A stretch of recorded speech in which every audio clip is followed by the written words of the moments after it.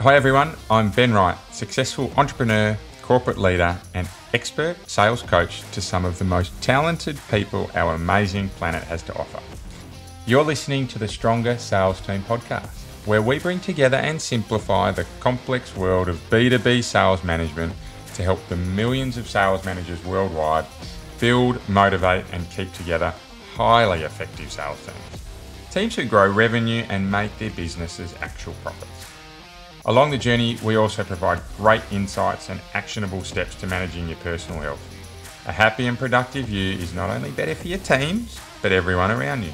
So if you're an ambitious sales leader who wants to build the highest performing and engaged teams, Stronger Sales Teams is right where you need to be.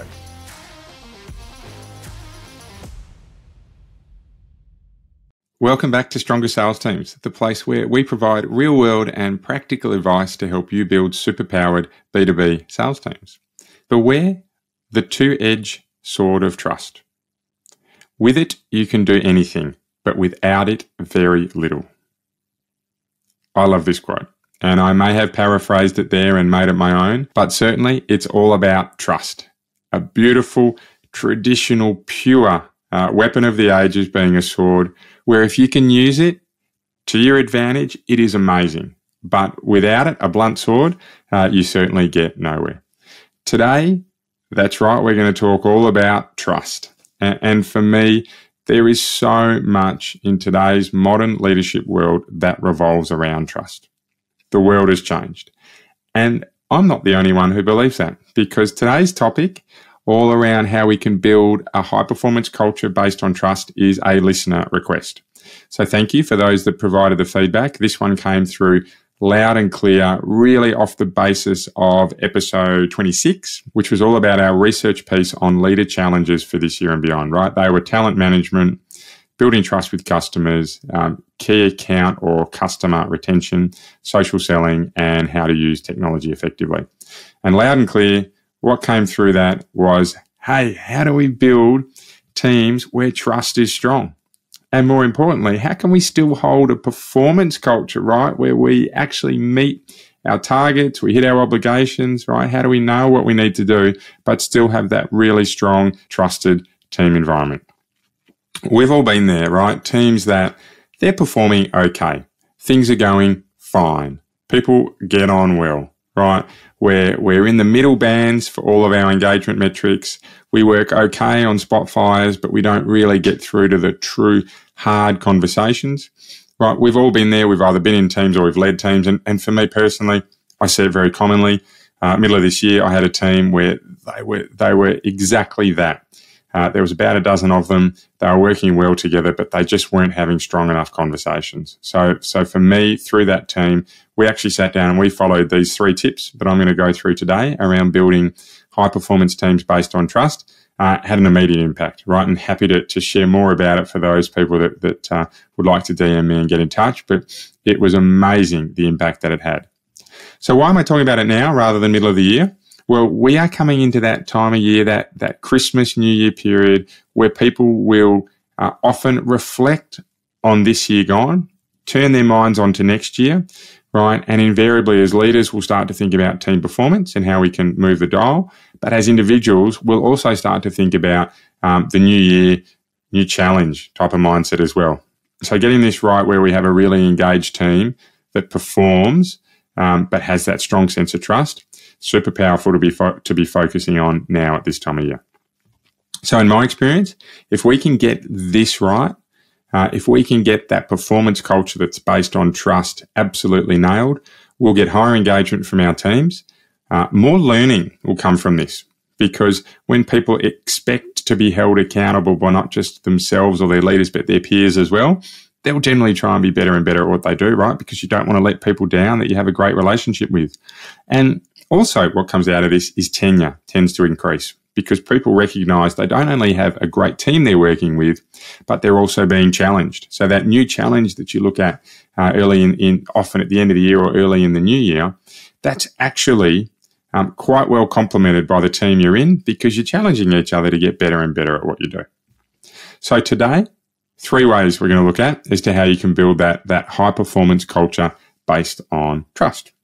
So let's get into it. And certainly by the end of this, you should have 3 really chunky things that you can roll out with your team. So first but foremost, teams that have high levels of trust, right, and that performance culture generally will build the boat themselves. So they will be actively involved in determining what their adventure looks like, right, and how they're going to go about getting there. So this doesn't mean they're setting top-line business strategies. Right? They will generally come, in fact, they'll always come from senior management. But what it does mean is how they get there. So the boat, right, the vehicle that takes them to their destination, that is what they have a big say in. So that's things like how they're going to implement their strategies, the processes that they're going to build. I did a whole series of podcasts, 1 to 6, around building out sales processes, right? High performance teams with trusted cultures, they build their processes together. The metrics that they need to follow, right? Super important. How they're going to be measured. They have a say in this. Things that are tangible for them to be able to impacting their job, right? Things that are tangible and will impact their job. The teams build these or have a say in these together. So it's really important here. We must not confuse this with choosing everything they do to being heard. But for me and the teams that I've worked with over a 20-year period, those teams that have the high performance culture and the trust about them, they are at a minimum heard around these areas. So for you as a leader, right, when you can bring these teams together to be able to build out your strategies, and if you're not sure what to do, go and have a look at episode 9 and then 11 to 13, and we spend lots of time around the team step playbook and how you can build really strong strategic plans and plans that teams engage in, right? But for leaders, if you can give your teams the time and the scope to input into how you get there, straight away, we will have higher engagement levels because they built it themselves. Think of it at your own end. Think of it with your children if you have any. When you allow yourself or others around you to build things, you invariably have a much higher level of engagement and desire to fulfill what you've built because there's a level of accountability. Right, so how do you do this? So the what is you get involved in your planning. The how is generally we'll see this done over a full day or 2 half days with sales leaders. They'll often roll facilitators in to help them, and that's fine. There's plenty of good facilitators around there, right? I love doing it, but I love even more being part of these sales leader meetings where as a leader, I get to help our teams build out their plan. Right? It's predictable that it happens every year. Teams like to know that they're going to get to do it every year. And generally, this will be annually. So you'll do it once a year, but you'll review it quarterly just to see your progress, to measure how you're going, refine it, and then tweak it and roll it out again. Terrific, super powerful. The number 1 sales engagement tool I'd make sure every leader has in their toolkit or their playbook. So what are some leader tips here? For me, it's learn when to steer the conversations versus having a complete blank canvas, right? So that's when you're setting the scene and providing a choice or adventures versus when people have a completely open say. So for me, I'll often phrase this around, and the great leaders I see will often phrase this around giving them a choose your own adventure type of scenario. Hey, we could do this, this, or this. What do you think? Right? Or actually have a complete blank canvas. And certainly choosing out of a number of options, that'll be really important when you have things like, so how are we going to meet with our customers? How often are we going to meet with customers, right? The really hard metrics that we only have a few ways that we can go about it. So we want to make sure that we really nail it. The complete open blank canvas is around things like, well, how are we going to present case studies to customers? How are we going to get involved in storytelling? How are we going to make sure that our customers are engaged and we're providing value, right? This is some of the more creative stuff where you get to provide that blank canvas. But as a leader, knowing when you need to steer to a number of options versus when you can provide any options in a complete blank canvas or an ideation approach, fantastic and very, very powerful. So that is number 1, get your team involved in the planning as to how they're going to execute things. Number 2 is it's really clear on how teams work together. This was the big piece I rolled out in the middle of this year with a team, and it's all around the ways they work, or what I like to call rules of engagement, right? Depends on your team as to how you want to label this, but you could certainly have some fun just naming it on its own, right? But these are really defined protocols. There'll often be 10 to 12 things as to how you operate as a team, right? These are things like how we communicate with customers, how we deal with conflict, right? We play the ball rather than playing the man. How we turn up to meetings, our dress code, whether we do videos on or videos off when we're having remote meetings, how we keep our commitments, what our timeframes to get back to customers are, how we learn as a group, right? What are the modalities, the meetings that we hold as a team over a weekly or extended period of time, right? How we share ideas and how we give feedback, right? Really important that we have the ways we operate go into this so that people know when they're held accountable to a set of rules, right, that we actually developed as a team and everyone bought into. So how we do this, generally we'll do this during strategic planning or often on a Friday afternoon, right? We might have a lunchtime meeting on a Friday afternoon where we'll go and sit down and build out these rules of engagement because we can have a lot of fun with them, right? You can throw a few silly ones in there, right? Like a customer I work with, Jack, and he'll know who he is, right? It's Flannelette Friday. That's the shirt you wear. You come in and you wear a flannel shirt, right? Bit of fun, right? But certainly you need to mix the really serious ones in there with perhaps ones that are a little bit more lighthearted. Right, and then once you've done this, it needs to be rolled into your system symbols and norms, right? So you have it plastered in offices, you have communications go out to teams, it's part of your one-to-ones. I talk about that a lot, about embedding things into your one-to-ones, right? It's absolutely about making sure that it sticks, and you can even share that around your teams and around other leaders, right? But for me, there's a couple of really important tips here to get this right. The first one is, in the rules of engagement meetings, is to make sure that everyone gets engaged, not just those who are most vocal. And I've learnt this the hard way. Certainly over the years, I've rolled out rules of engagement that were done in a nice and neat half-an-hour meeting. They were actually developed by the top 20 or 30% of people who wanted to have a say. And those who wanted to think about it, reflect on it, or perhaps give me their feedback afterwards, didn't get an involvement in those. And invariably, they were actually less engaged in rolling out the rules of engagement and sometimes even challenged me. So the real key point of advice here is to make sure that you give everyone a chance to have their feedback. So it might be an afternoon meeting, an hour or so, where you set these up, but then perhaps you get to revisit them a week later to lock them in stone. So draft rules of engagement or draft how we work to be finalised, or you get around at one-to-ones after that meeting to confirm everyone's on board. But just give yourself the chance to be able to get everyone engaged in that. And secondly, around this from a leader tip, so first is make sure everyone engages. The second piece is to make sure that you really take that approach of praise specifically, criticise generally. Certainly when we set up ways we work together, people that can be a bit overexcited might actually hold people accountable publicly in meetings. You as a leader need to understand where you can and can't have that happening, right? And it might even be a part of your ways we work together to say, hey, when things go wrong, we approach individuals behind the scenes, right? When we want to provide feedback, we use the right forum. It's an even better way to word it, because what it's saying to people is you don't necessarily pick on things in front of everyone, right? But you pick your time to make sure it's done right. Can be hard to get right, but certainly very powerful when we have a team who all know how you need to work and are happy to hold each other accountable and celebrate when it happens. So that brings me into the third area as to how we can really develop a performance culture that's based on trust, right? So for me, once we've defined how we're going to go about our strategy and what we're going to do, and then the ways we're going to work with each other, it's all about making sure that the team then actually operates according to what they've said they're going to do. So what does that mean?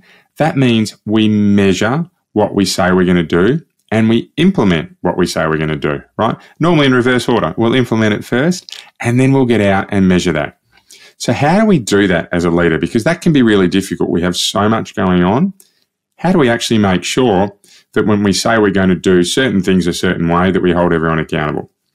Well, for me, there's two or three things that are really straightforward to do here. Number one is training program. Design your training program back to what your key goals are and around the how we'll work or rules of engagement in mind.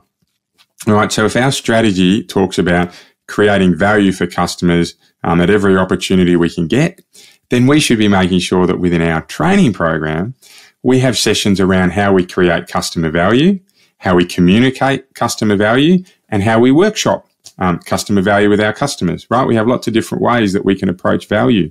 But by having it rolled out into our training program, right, we know that it becomes omnipresent, right? And it's something that our teams can actually engage with, right? Second part here is when we've got some key ways we'll work or some key strategic imperatives that we're going to roll out, right? Rolling it up the line to leaders is really impactful, particularly when our leaders will agree to work with us with our teams around certain focus areas. So when they're seeing members of our team in corridor conversations, out with customers or any other types of engagement, they can actually be focusing on the areas that you as a leader are trying to achieve. Now, of course, we need to make sure that that aligns with the broader company engagement piece. However, very impactful when we can get leaders involved in it. And lastly here is coaching. We've spoken a lot about the GROW model. That's episode 23 if you want to go back to it. Coaching takes time, but if you can have a really clear focus around what you want to achieve with each of your sessions, right, then it makes your coaching very impactful. So when you can relate it back to your strategic planning or your ways that you're going to work together, right, then it allows the coaching and everything you do around it to be really defined and focused, right? So some really nice, smart ways that we can actually roll out a high-performance culture, but still have that trust built around it. And lastly here is around personal learning. So have a look back at episode 28 if you need to, but where we're making sure that our team members are actually learning according to what our ways of working are and what our strategic imperatives are, then once again we are supporting that initiative around performing to what we want to achieve, right? That high performance culture. But trust is building because we know everything we're doing around what we say we're going to do is actually supporting that. Right, so it's fantastic when you can support that through personal learning. Go and have a listen to that episode because there's some really great ways that teams can individually learn out of it. So how do we go about doing that? Well, for me, it's all about the meetings that you set, right? There's 3 meetings I love teams to run, weekly sales review training, and then deal review meetings. So that was episode 24. Jump back and have a look at that. Lots of episodes to reference out of today's podcast, by the way. But where we're actually making sure that in all of our meetings, we're reinforcing everything that we're setting, right? And also that we're celebrating when we get wins. This is the big kicker here. And the big leader tip is to make sure that we are celebrating when we're achieving what we said we're going to do, right? Because when we do that, the team will trust that if they actually focus and achieve what we said we were going to achieve, that they will be recognized and if not rewarded from that. Right, so that's a clear leader tip to make sure we're nailing this one, but also being really consistent and revisiting and refining this all the time to make sure that we're actually doing as we say we're going to do. Okay, so we've gone through 3 ways today where we can build high performance cultures that are really based on trust, right? So number 1 is all about having our teams build out the boat, right? So build what they want to achieve because then we're going to see a much greater level of engagement to it. Number 2 is have very defined ways of working, right? And it's not just about little things like how we deal with customers, but it's also about how we'll deal with each other, how we'll make sure we're learning and how we'll continue to improve. And number 3 is an executed plan around it, right? So that's learning, that's cadences, that's system symbols and norms, getting our leaders involved, right? Our coaching modalities. This is all about making sure that we've built what we want to achieve. We've said how we're going to do it as a team. The third thing is making sure that we're actually out there doing it and we've got the processes to back it up, right? So very structured in how you can approach high performance teams, but some very clear individual things you can actually implement to make that work for you. Okay, so a final word on this is there's lots of things we can do to be building out high-performing teams, right? I certainly won't say that this is an exclusive list, nor will I say that it'll work for everyone. But what I will say is that we need to focus on some key areas to be building trust because that will much more likely roll out to high-performance cultures. And right now, this time of year is a great time to be focusing on it, not only because we want to be driving performance next year, but also because the new year, new challenge type of mindset does tend to creep into people naturally, right? So we want to be making sure that we're driving our teams for the next 12 months and beyond. So that's it for today. If you weren't able to capture everything, jump onto strongerssalesteams.com. You can download transcripts. Of course, get in touch with me if you'd like to know anything more or you need some help, right? I get across every connection into the business, so you'll hear back from me. But before we leave, today's health and wellbeing tip.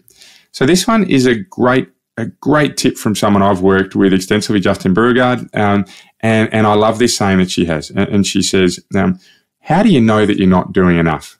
Right? And for me, when we're down, it's really easy to say, I'm not doing enough, right? But how do you actually quantify that to bring yourself up out of that place of hardness, right? Out of that doom loop, as we've heard it called before. And for me, it actually comes down to two pretty simple questions to ask yourself. Why am I not doing enough? So you quantify what it is that's missing. And two, what would have to change for it to be enough? And if we relate this to fitness, that says, I'm not working hard enough on my fitness, the question, why am I not working hard enough on my fitness, might be answered with, I don't have enough time, or I'm not prioritizing it, or I don't get to bed early enough to get up, right? It's very easy. The answers will generally be very easy. And then what am I going to do about it can very quickly work around that, right? Well, I need to put in my calendar that I'm going to do exercise starting 3 times a week, or starting 2 times a week and then building up, or X number of nights I go to bed by a certain period of time, right? A certain time at night. So for this type of approach, right, where you actually say, hey, why am I not doing enough? Quantify and then actually acknowledge what needs to happen. You set yourself on the path of action, right? And action is one of the surefire ways to get things done. That's it for today. Until next time, keep living in a world of possibility and you'll be amazed by what you can achieve.